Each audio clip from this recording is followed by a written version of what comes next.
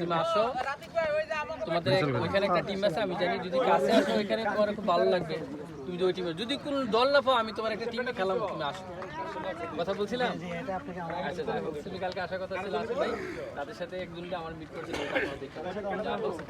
যাই হোক তুমি আজকে 3 ওভার 18 রানে 6টি উইকেট নিয়েছো। এখন ইনশাআল্লাহ 3 বলে 7 রান।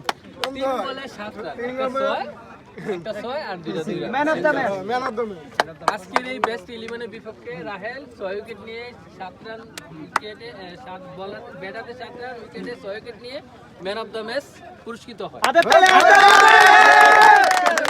আমাদের ম্যান অফ দ্য ম্যাচটা আমাদের একজন সদস্য ছিল, জাকির হোসেন রতন ভাই, বিএনপির প্রচার সম্পাদক, ওনার তরফ থেকে এই ম্যান অফ দ্য ম্যাচটা পুরস্কৃত করা হবে। ওকে,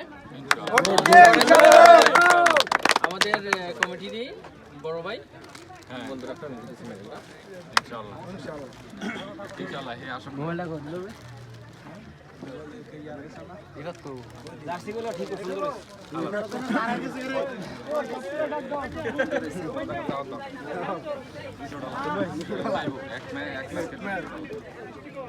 না মাঝরাটি সুতিকে ভাই, আমরা যে বলা হয়েছে মাঝরাটি সুইট, আমার কখনো কল্পনা ছিল না যে আমার টিম এরকম খেলবো, কল্পনাই করি নাই আমরা।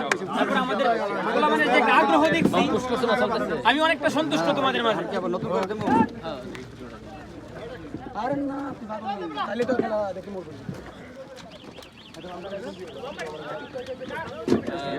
আমাদের প্রতিষ্ঠাতা আব্দুল্লাহ ক্রিকেট টুর্নামেন্ট সিজন 2 এর দ্বিতীয় ম্যাচের দ্বিতীয় সপ্তাহের লেবানন বেস্ট 11 এবং মাঝরাট ইস্যুর যে ম্যাচটি ছিল, মাঝরাট ইস্যু প্রথমে ব্যাট করতে নেমে 149 রান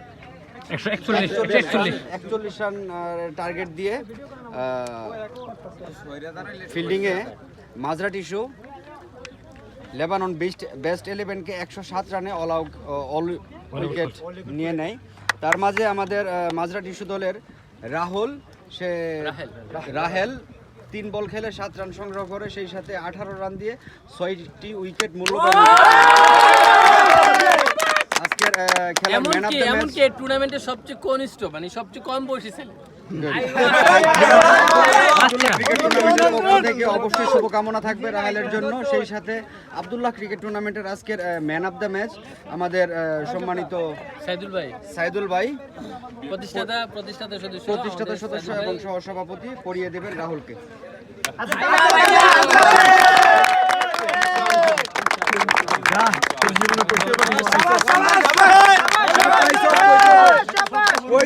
তোর জীবনে কিছু পাইছিস তুই? যা।